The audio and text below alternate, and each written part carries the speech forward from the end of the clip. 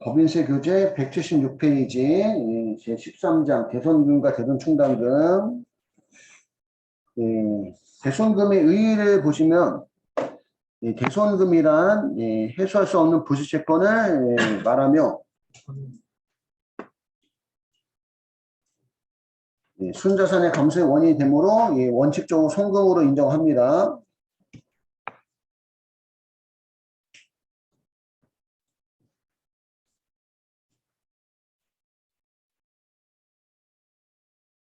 그 다음에 대손금에 해당하는 채권의 범위.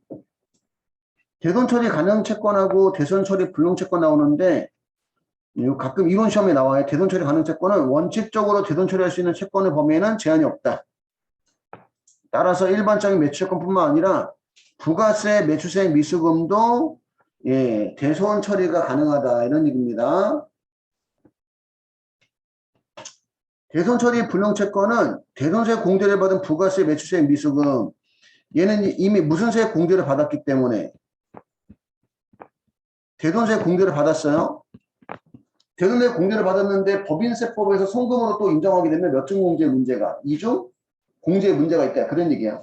그러니까 대손세 공제를 받지 않은 부가세 예수금은 대손 처리 채권으로 인정하고 대손세 공제를 받았다면 이미 공제받았으니까 대손 처리 가능 채권 인정하지 않겠다 이런 얘기고, 특수관계자에 대한 업무 무관 가입금 얘는 업무와 무관하게 빌려준 돈이니까 대손 처리가 불가능하다 이런 얘기고, 채무보증이란 구상채권 국가는 보증 쓰는 거 좋아하지 않는다. 그치? 그래서 채무보증이라는 구상채권에 대해서 대손이 발생한 경우도 대손금 인정이 안 된다 이런 얘기입니다. 요것도 이론 시험에 나와요. 요것도 이론 시험에. 다만 다음에 해당하는 채무보증에 발생한 구상채권은 대손금으로 산입할 수 있대요. 다음에 해당 채무보증으로 인해서 발생한 구상채권. 독점 규제 및 공정거래에 관한 법률에 의한 소정의 채무보증. 독점 규제 및 공정거래에 관한 법률에 의한 소정의 채무보증.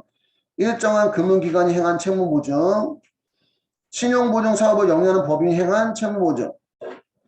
신용보증 사업을 영위하는 법인은 이거 뭘 얘기하는 거예요? 신용보증기금 얘기하는 거예요. 신용보증기금. 신용보증기금은 그게 업이니까. 위탁기업이 수탁기업 협의회 구성원이 수탁기업에 대해서 행한 채무보증. 국가를 당사자로 하는 계약에 관한 법률에 의한 공사계약 이행보증을 위한 연대보증. 이런 거에 대한 이런 채무보증으로 인해서 발생한 구상채권은 대손금으로 송금산이 가능하다 이런 얘기입니다.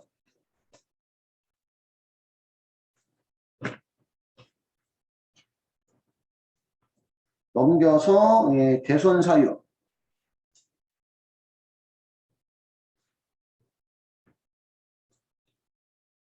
자, 우리 대손에는 신고조정과 결산조정이 있어요. 신고조정을 우리가 강제대손 이렇게 표현하고, 결산조정을 우리가 이미 대손이라고 표현합니다.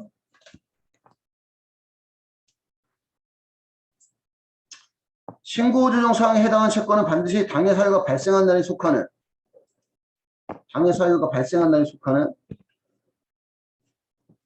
사업료의 송금으로 처리를 해야 된다.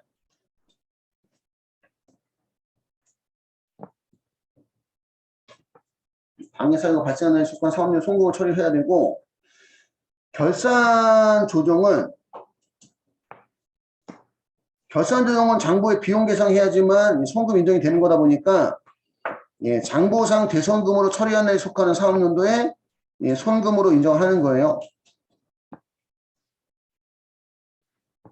요거 가지고 이런 시험 몇 번 나온 적 있었거든요.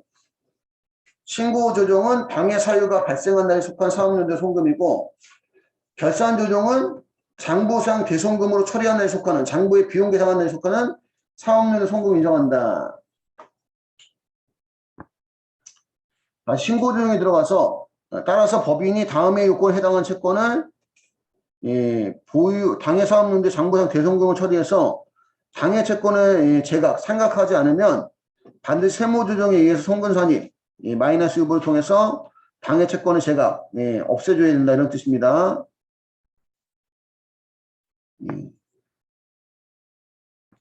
당해 사업연도의 장부상 대손금으로 처리해서 당해 채권을 상각하지 않으면 없애주지 않으면 반드시 세무조정에 의한 송금상이 마이너스를 통해서 당해 채권을 없애줘야 되는 것을 우리가 신고조정, 강제대손이라고 얘기하는 거예요. 민법, 상법, 어원법, 수표법에 의해서 소멸시효가 완성된 채권. 소멸시효라는 것은 일정 기간 동안 채권에 대해서 달라고 하지 않으면 그 권리가 없어지는 거 우리가 소멸시효라고 얘기합니다. 소멸시효. 주로 이제 상사채권이 주로 나오죠. 상사채권. 채무자 해상 및 파산에 관한 법률에 의한 해상이익 인가의 결정 또는 법원의 면책 결정에 따라 해수불능으로 확정된 채권. 민사집행법의 규정에 의해서 채무자의 재산에 대한 경매가 취소되는 압류채권. 이런 거에 대해서는 당해 사유가 발생한 데에 속한 사업연도에 송금으로만 처리가 가능해요. 만약에 이런 거야. 이번 연도에 2022년도에 소멸시효가 완성이 됐어. 근데 대손 처리하지 않았다가 2023년도 가서 대손 처리했어. 그럼 2023년도에 대손으로 인정이 될까 안 될까? 그치, 안 된다는 얘기야. 얘는 무조건 언제 대손으로만? 2022년도에 대손으로만 인정이 된다는 얘기야. 발생한 날에 속하는. 나머지는 결산조정이에요. 나머지는 결산조정. 1번부터 7번까지 나와 있네. 1번부터 7번. 채무자의 파산, 강제집행, 형해집행, 사업폐지, 사망실종, 행방불명으로 인해서 해소할 수 없는 채권, 재판상 하해 등 확정 판결 같은 효력을 가지는 것에 따라 해수불능으로 확정된 채권. 부도 발생일로부터 6개월 이상 경과한 어음수표 외상매출금인데 요거 잘 나와요. 요거 부도일부터 6개월 이상 경과한 어음수표 외상매출금. 여러분 요것을 언제 배웠죠 우리가? 부가세법에서 대손대 공제할 때 배웠던 내용이야. 부가세법에서 대손대 공제 요건이 법인세법에 이 요건을 갖다 쓰는 거예요. 이 요건을. 근데 외상매출금은 우리 회사가 무슨 기업이어야 돼? 중소기업이어야 돼. 우리 회사가 중소기업. 상대방이 중소기업이 아니라 우리 회사가. 그 다음에 부도 발생 이전의 것의 하나. 의미가 뭐예요? 부도 발생 이전의 것의 하나. 부도라는 것은 신용을 잃은 거잖아. 그지? 부도 나고 나서 외상 주면 돼? 안 돼? 안 된다는 얘기입니다. 이미 신용을 잃은 회사한테 외상을 준다는 얘기는 또 뛸 걸 안다는 얘기잖아. 그지? 그러니까 부도 발생 이전의 것만 해당이 돼요. 해수기일이 6개월 이상 경과한 채권 중 해수비용이 당해 채권 가액을 초과해서 해수실익이 없다고 인정된 채권으로서 30만 원 이하의 채권이고 우리가 소액채권이라고 배웠던 거 소액채권. 30만 원 이하의 소액채권. 채무자별 채권 가액의 합계.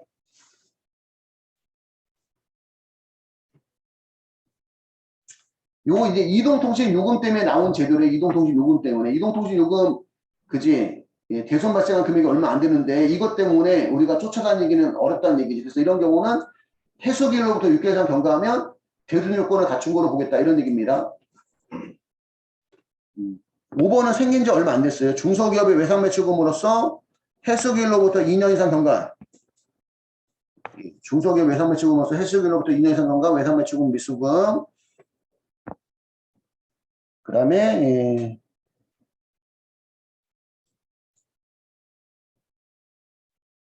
채무자와 특수관계에 있는지 여부를 불문하고 채권의 일부를 해소하기 위해서 해당 채권 일부를 포기에 대해 불가피한 사유가 있는 경우, 즉 포기 사유가 정당한 경우 포기한 동채권 금액, 포기 사유가 정당하지 아니한 경우는 접대비 또는 기부금으로 보고 특수관계자인 경우에는 부당이사 분규정을 적용한다.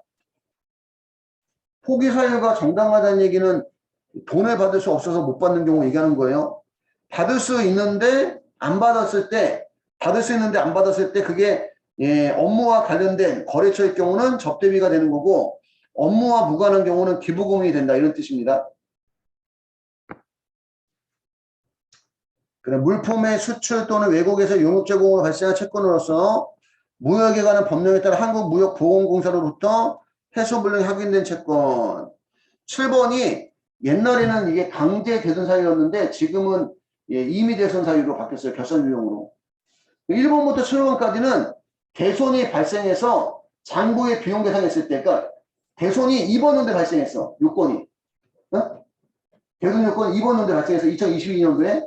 근데 얘를 2023년도에 비용 잡았어. 그러면 얘는 2023년도에 송금으로 보겠다는 얘기. 대손금으로. 이해갈까요? 결산 조정은 장부의 비용 계산한 시점에 대손금으로 보겠다. 대손이 발생한 시점은 2022년도. 장부의 비용 계산한 시점은 2023년도. 그러면 2023년도에 대손금으로 보겠다는 게 결산 조정이야. 한도 낸지 한도 바뀐지는 그때 가서 네, 평가를 하는 거고. 3번의 경우 저당권이 설정되어 있는 채권 대손금 처리할 수가 없대요. 3번의 경우. 부도일부터 6개월 이상 경과한 거. 저당권 설정분 제외.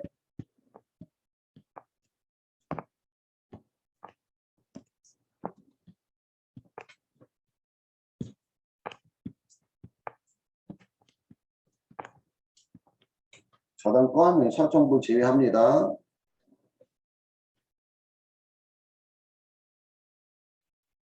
저당권은 담보 잡고 있는 거니까 담보를 실행하면 채권을 해소할 수 있다. 그지? 부도만. 대손금 해소액의 처리. 대손금으로 송금 산입한 금액 중 해소된 금액은 해소된 날이 속하는 사업연도에 입금에 산입한다.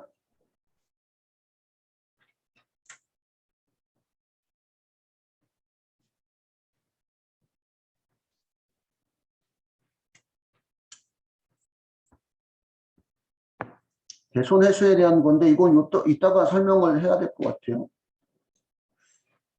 그냥 여기서부터 설명할까?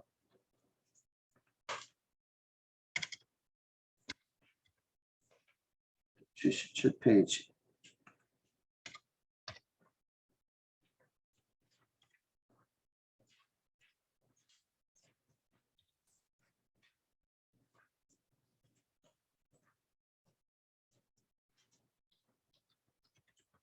손금 해소 시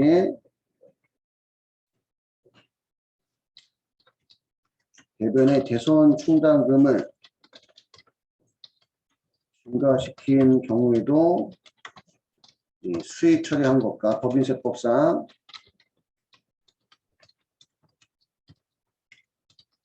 수익 처리하는 것은 입금.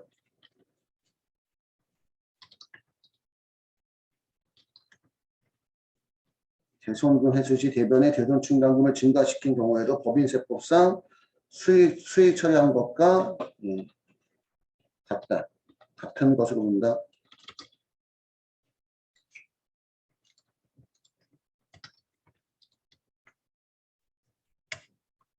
요거 제가 수정할 수도 있어서 지금 필기하시면 안 됩니다.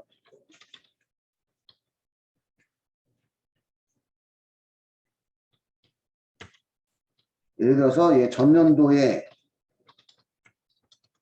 대손 처리한 외상 매출금 1,000만 원을 당기에 보통예금으로 회수하다.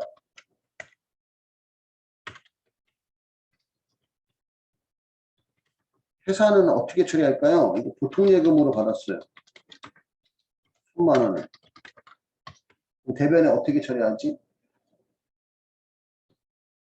대손 충당금. 우리 전기대손에서 이렇게 처리하잖아. 그지? 근데 세법은 보통예금 1,000만 원 들어오면 대변에 이걸 대손 충당금 환입이라고 나오는 경우도 있고요.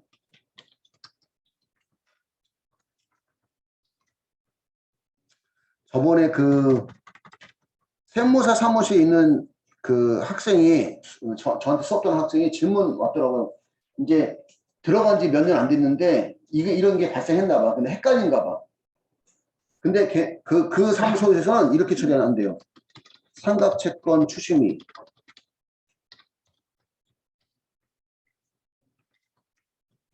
옛날에는 기업회계도 이거 여기 이렇게 했었어요. 예전에는. 어? 그 전에 대동상가 발생했던 거를 예, 해수해서 이익 발생했다 이렇게 표시했었다는 얘기야. 근데 지금은 우리 전기 대손 해수 어떻게 처리한다?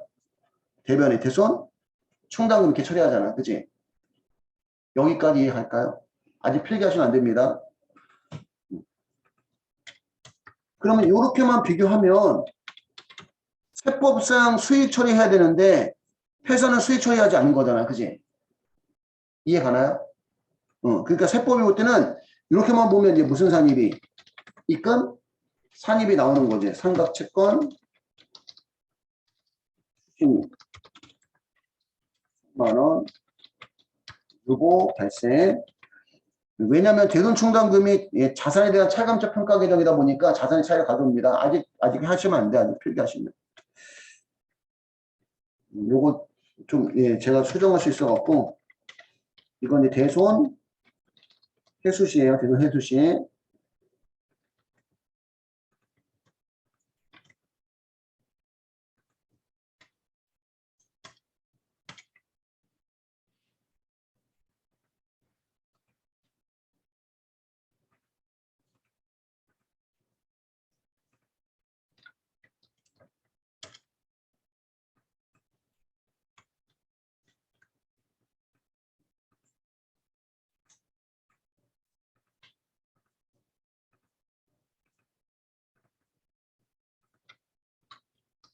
대손 충당금 계정이고 기초대충은 500만원 있었다고 치고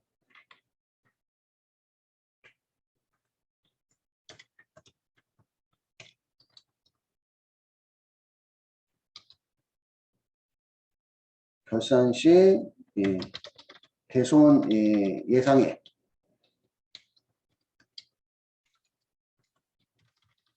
채권에 대한 대손 예상액은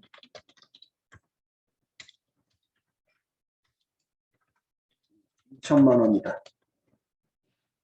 못 받을 걸 예상되는 금액이 이게 이제 무슨 대충이 돼야 돼? 기말 대충이 돼야 되죠.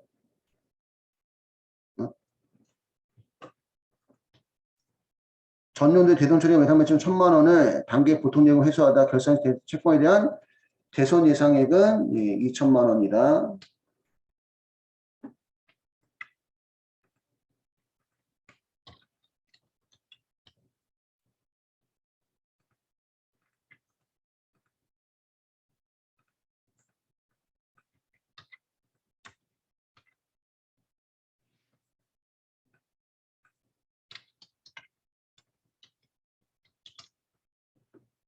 근데 회사는 지금 1,000만원 회수했을 때 대변에 무슨 충당금을 대손 충당금을 증가시켰죠.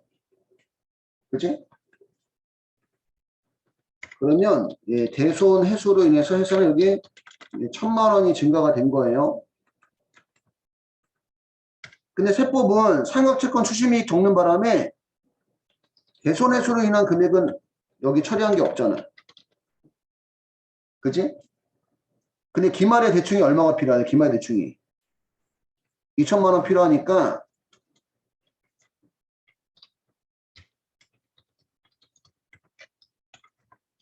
(2천만원이) 되려면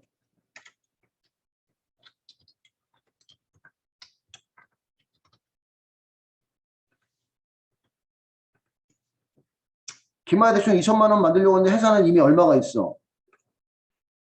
1,500만원 있죠? 그러니까 얼마만 추가 설정해주면 돼?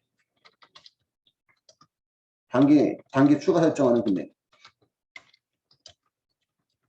여기는 500만원만 더해주면 되죠? 근데 여기는 얼마 더해줘야 돼? 1,500만원 더해줘야 되죠? 이해할까요?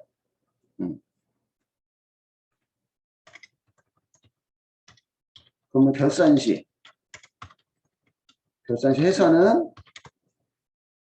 회사는 추가 설정하는 금액이 얼마니까?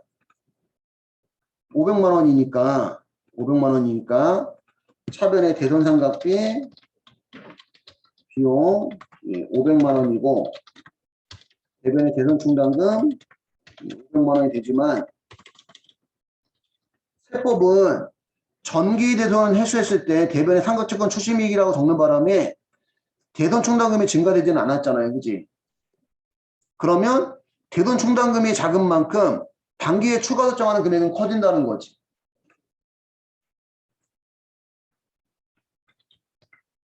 세법은 여기가 1,500만 원이 돼요.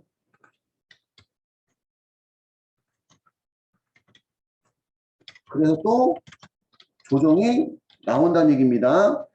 세법상 비용을 더 세법으로 봤을 때는 비용을 더 증가시켜서 소득이 줄었어야 되는데 회사는 비용을 500만 원만 잡았다는 거지. 그지? 그러니까 여기서 이제 무슨 상립이 나와요? 현금 산입이 나오는 거지. 대손상각비 1,000만 원. 유보 감소. 결국은 여러분들 보면 따로따로 보면 얘 무슨 산입? 입금 산입. 나중에 송금 산입. 그지? 그냥 이렇게 묶어서 보면 하나는 입금이고 하나는 송금이니까 결국 퉁치면 없는 거죠. 그래서 세법이 볼 때는 이걸 이제 일부러 구분해서 써는 건데 세법이 볼 때는 여기 대손 충당금을 증가시키든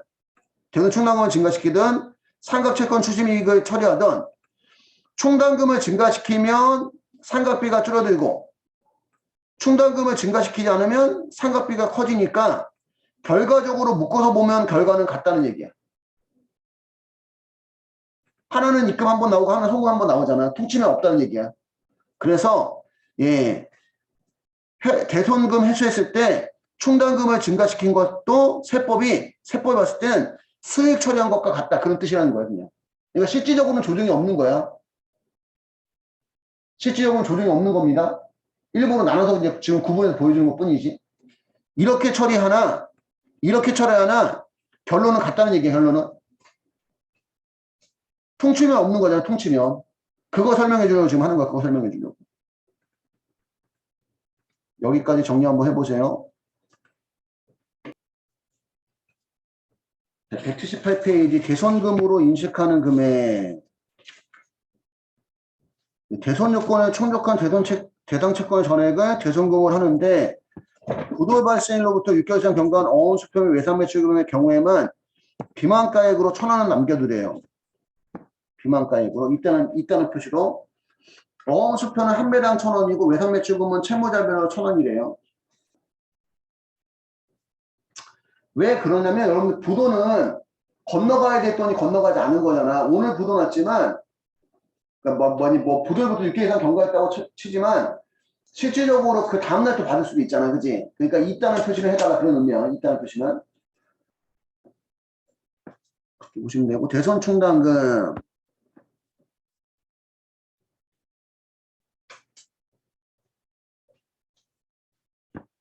대손 충당금은 결산준용사항에 해당하므로 장부에 계상한 것을 전제 조건으로 해서 법인세법상 송금한 데 범위 내에서만 송금 인정이 되며 장부에 계상하지 않거나 미달하게 계상한 경우는 신고조정에 의해서 송금에 산입할 수 없습니다. 대손 충당금은 결산준용에 해당하므로 장부에 계상한 것을 전제 조건으로 해서 법인세법상 송금 한도의 범위 내에서만 송금 인정이 되고 장부에 계상하지 않거나 미달하게 계상하는 경우에는 신고조정에 송금에 산입할 수 없습니다. 대손 충당금 설정 대상 채권은 다음과 같다. 채권이면 다 돼요. 원래는 채권이면 외상매출금, 대여금, 기타 이해 준한 채권. 외상매출금은 상품, 제품 판매가액의 미수액과 가공료, 용역 등의 제공에 의한 사업 수익금액의 미수액.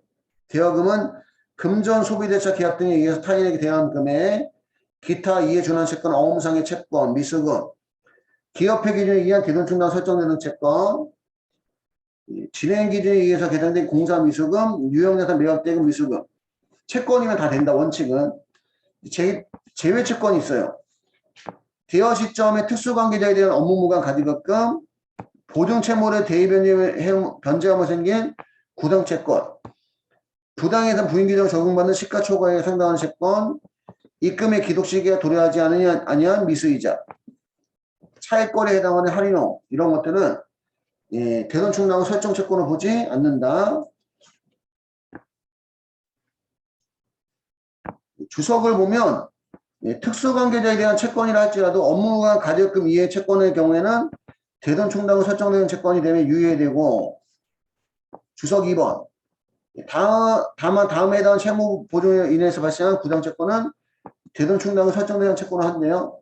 앞에서 한번 대손금에서 나왔던 내용입니다. 독점 규제 및 공정거래에 관한 법률에 의한 소정의 채무보증, 일정한 금융기관이 행한 채무보증, 신용보증 사업을 영위한 법인이 행한 채무보증, 위탁기업이 수탁기업 협의회의 구성원인 수탁기업에 대해서 행한 채무보증, 국가를 당사자로 하는 계약에 관한 법률에 의한 공사계약 이행보증에 의한 연대보증, 이런 것들은 대손충당금 설정도 가능하다.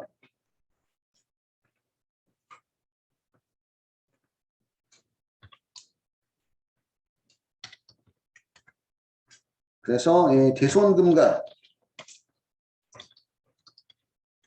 대손충당금 설정 제외 채권, 대손금 제외 및 대손충당금 설정 제외 채권. 저는 외울 때 이렇게 외웠어요. 이렇게 특채 대할. 특은 특수관계자에 대한 업무무관 가지급금, 채는 채무 보증으로 인한 부상채권, 대는 대손세에 공제받은 부가세 예수금, 할은 할인어음과 대서어음.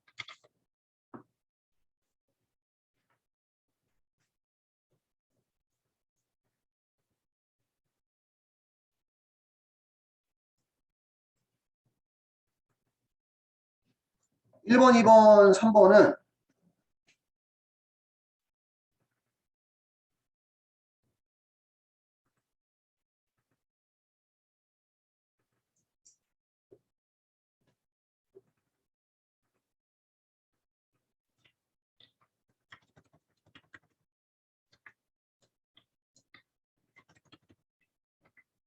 1번, 2번, 3번은 대손금과 대손충당금 제외 채권이고요.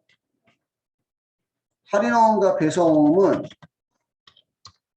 대손충당금 제외 채권이에요.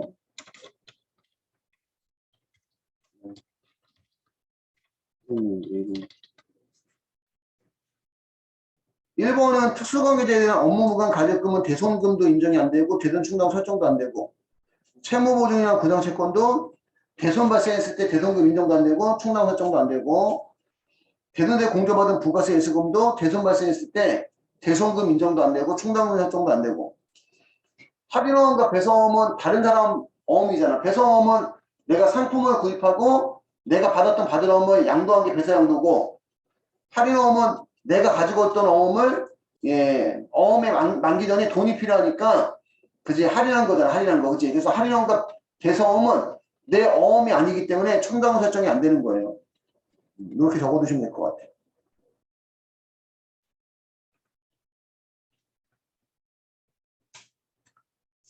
송근산이 한도에게 송근산입 방법 보시면 대손충당금의 송근산입은 결산 조정에 의하고 기초의 대손충당금 중 대손금과 미상계된 잔액은 전액 입금 산입하고 방해사업률 설정일 전에 송근산입하는 총회법을 사용하도록 규정하고 있대요. 총회법이 이제 뭔지 설명을 해야 될 것 같은데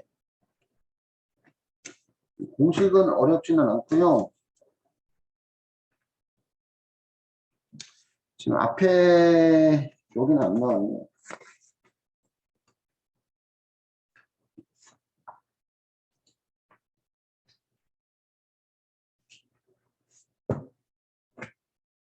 보충법과 총회법을 설명하기 전에 이거 먼저 설명해 볼게요.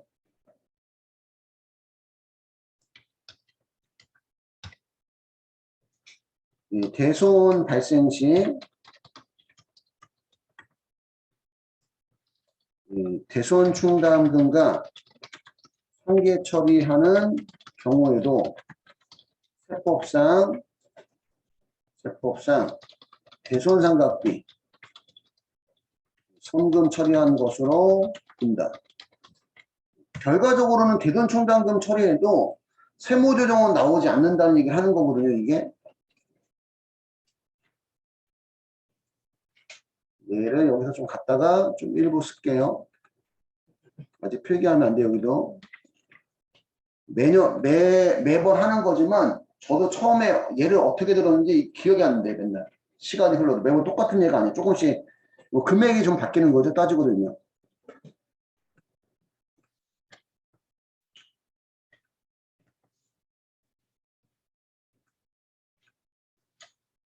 외상 매출금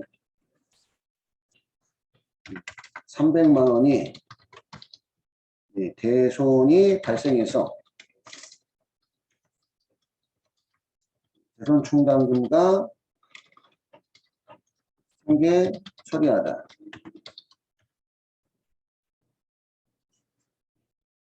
단 결산 시 대손 예상액은 1,000만 원이다.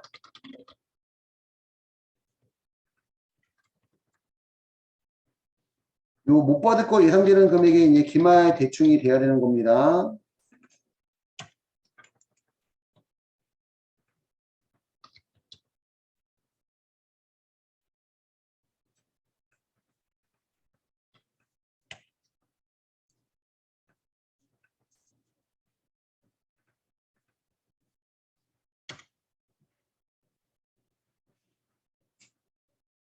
자, 기초 대충이 둘 다 이제 500만 원씩 있었는데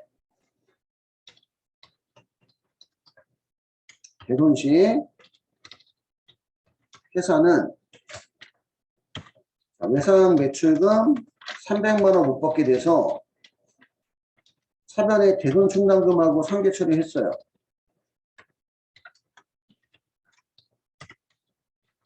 근데 세법은 대손이 발생하면 대손상각비, 송금, 비용 처리를 해야 된다는 얘기입니다.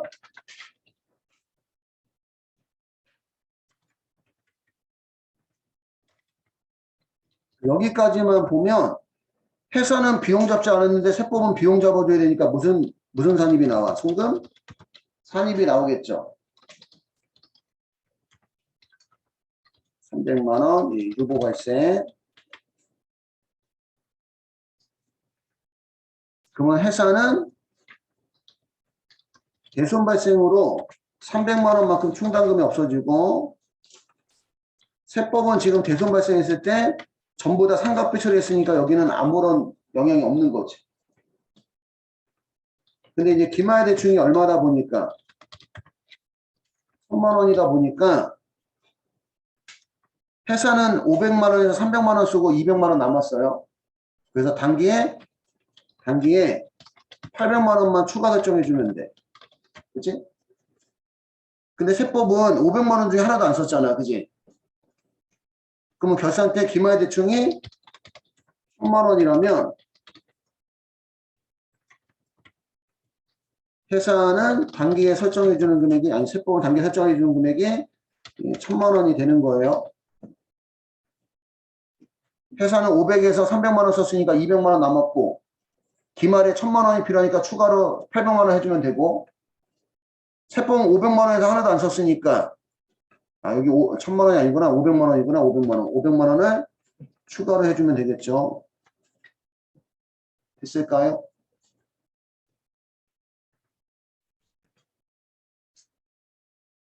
자, 이제 우리 결산 때 볼게요. 결산 때. 그럼 결산 때 가면 회사는 추가 설정한 금액이 800만 원이니까 회사는 대손상각비에 비용을 800만 원을 잡고 대변의 대손 충당금 800만 원을 잡고 세법은 대손 발생했을 때 충당금 하나도 사용하지 않았으니까 여기 충당금이 많이 남은 만큼 나중에 상각비는 작아지는 거죠. 그치? 그 부분을 이해를 해야 된다는 얘기예요. 충당금이 사용해서 작아지면 추가 설정하는 금액이 커지고, 충당금을 사용하지 않아서 충당금이 많이 남아 있으면 결산 때 추가 설정한 금액이 작아진다. 그지? 앞에 것도 마찬가지였어요. 여러분들 앞에 것도 이것도.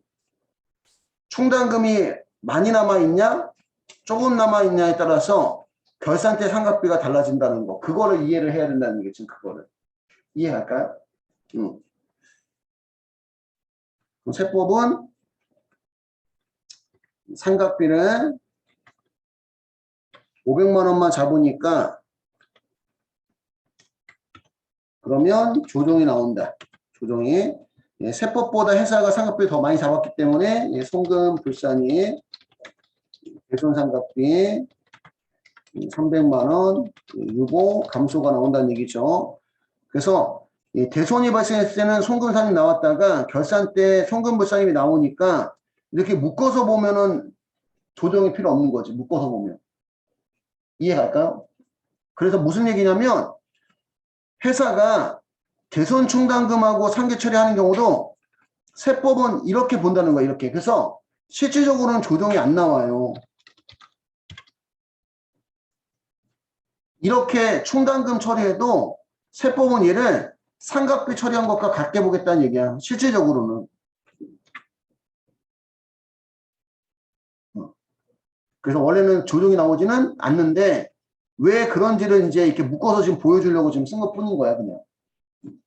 여기까지 필기 한번 해주세요.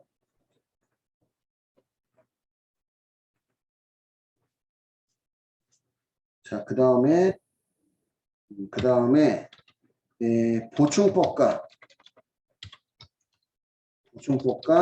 총회법에 이제 이렇게 하면 안 되지. 대손 충당금 설정 시 회사가 보충법 처리한 경우에도 세법상 총회법 처리한 것으로 봅니다. 얘도 결국은 보충법으로 하나 총회법으로 하나 결과가 같다. 그렇게 얘기하는 거거든. 앞에서 여러분들 그 대손 회수했을 때 충당금을 증가시키나 수익 처리하나 결과는 같은 거고, 대손이 발생했을 때도 대손 충당금하고 상계 처리하나 대손 나갑비랑 비용 처리하나 결과는 같은 거고, 여기서도 이제 보충법이나 총회법이나 결과는 같은 거다. 이런 얘기를 하고 있는 겁니다. 얘는 여기 있는 거를 갖다 쓸게요.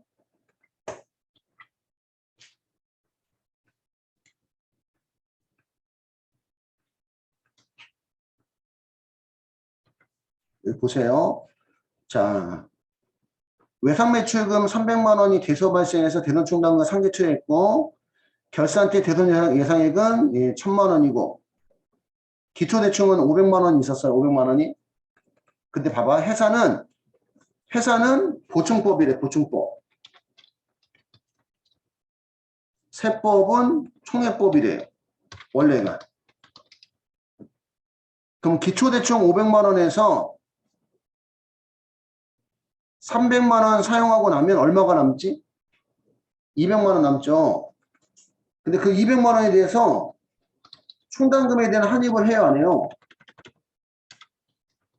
어차피 다음 연도에도 또 대손이 발생할 수 있으니까 세법은 기말에 1000만 원이 필요하니까 그냥 쓰고 남은 거는 놔둔 상태에서 단기에 필요한 800만 원만 추가 설정을 해요. 그지? 500에서 300만 원 쓰고 200만 원 남는 걸 별도로 환입하지 않고 기말에 1000만 원 필요하니까 추가 설정 800만 원 합니다. 자, 이번에는 세법도 여기 500만 원에서 300만 원 대손 발생했을 때 대손이 발생했을 때 충당금 사용했어. 500에서 300만 원 쓰고 얼마가 남으면 200만 원이 남으면 세법은 환입을 한대요. 그럼 500에서 300만 원 사용하고 200만 원 남은 거 환입했으니까 이제 있어 없어? 하나도 없죠. 그럼 기말에 얼마가 필요하면 천만 원이 필요하면 그 천만 원을 한 번에 설정한다는 게 총회법의 의미야. 그전에도 제가 기업 회계할 때 뭐라고 얘기했었냐면, 대손 충당금은 채권에 대해서 못 받을까봐 저금한다. 이렇게 생각할까 저금한다. 그럼 처음에 얼마 저금했다가 500만 원 저금했다가, 그지? 응? 대손 발생했을 때 얼마 썼어? 300만 원 쓰고 지금 200만 원, 통장에 200만 원 남아있잖아. 그지? 근데 그 통장 없애지 않지. 없애지 않고 얼마를 더 넣어서 800을 더 넣어서 1000만 원씩 통장을 다시 만든 거예요.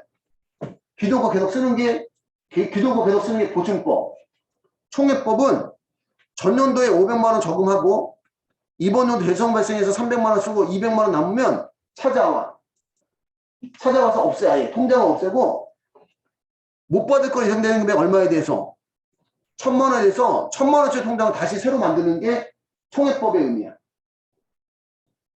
보증법은 계속 쓰는 거야.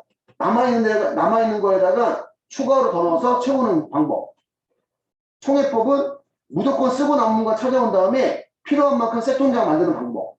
이런 거라는 거, 이런 거. 결론은 같다요, 결론은 같다. 그러면 첫 번째, 한입식. 회사는 실질적으로 환입을 해요, 안 해요?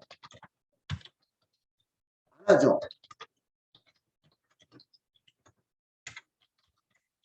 그지? 근데 세법은 총회법이다 보니까 환입한다는 가정이야. 쓰고 남은 200만 원을.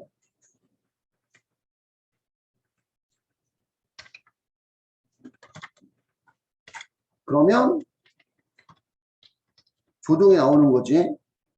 세법을 볼 때는 그 사용하고 남은 금액 200만 원 환입해서 수익 잡아야 되는데 회사는 수익 안 잡았으니까 입금 산입이 나오는 겁니다. 대손 충당금 환입 200만 원 유보 발생이 나오는데 결산때 가면 회사는 500에서 300만 원 쓰고 200만 원 남아 있으니까 남아 있는 만큼 추가 설정하는 금액이 작아지고 세법은 남은 거 환입했으니까 남아 있는 금액이 없는 만큼 추가 설정하는 금액이 커진다는 거지. 결산때 가면 회사는 대손상각비라는 비용을 800만 원만 잡으면 되고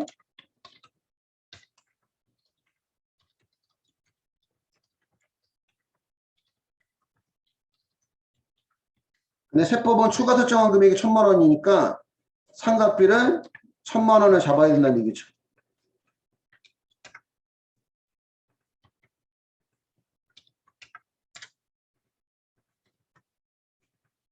그러면 또 조정이 나오는데 결국 차이 나는 금액 200만 원만큼이 무슨 산입이? 현금 산입이 나온다는 거지. 그러니까 얘도 이렇게 묶어서 보면 차이가 있다 없다? 없다. 그러니까 실질적으로는 채무조정 안 나와요. 그치? 따로따로 썼으면 세무조정 나오는데 결국은 이렇게 묶어서 보면 세무조정이 나오지 않는다. 그래서 보증법으로 처리하나 총회법으로 처리하나 결과는 같다. 이런 얘기예요. 결과는 같다. 여기까지만 마저 정리할게요.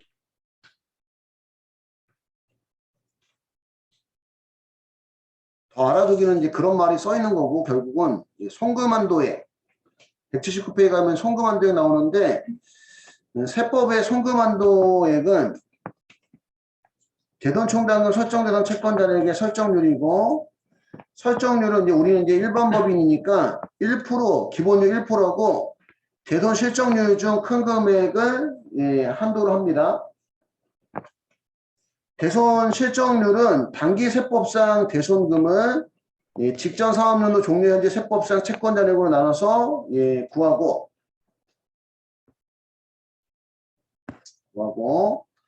넘겨서 180페이지 상계와 한입. 요거는 앞에 쓴 내용이네. 대손총당금을 계상한 법인의 대손금이 발생한 경우 그 대손금은 이미 계상되어 있는 대손총당금과 먼저 상계해야 된다. 어쨌든 뭐 대손이 발생했을 때 대손총당금 처리하던 예, 처리해도 세법상 대손상가비 처리하고 같습니다. 결국은 뭐 그런 내용 써 있는 거고. 환입.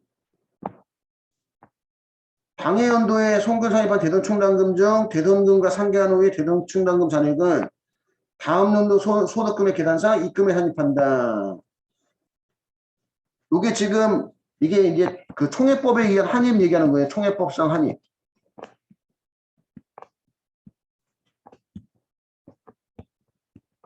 당해연도에 송금사입한 대손충당금 중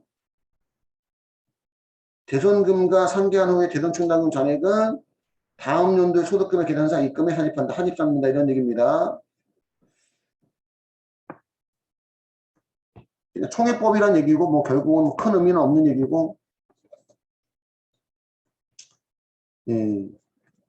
대손충당금 설정액. 예. 재무상태표상 대손충당금 기마잔액 하고 세법상 한도액을 비교해서 한도 초과 금액은 송금불산이 유보 처리하고 한도 미달액은 세무 조정이 없어요. 결산 조정이기 때문에.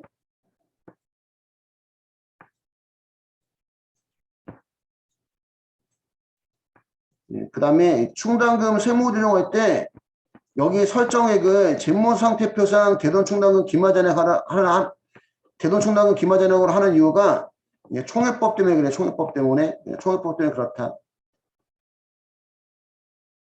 한도 초과한 금액은 송금불산이 유보 처리했다가 다음 연도에는 송금산이 마이너스 유보 처리하는 자동조정 유형에 들어갑니다. 자동조정 유형 다음에 또 설명드리겠지만 자동조정적 오류 쓰면 안 되겠구나. 재고자산 평가 증감 선급비용 가대가속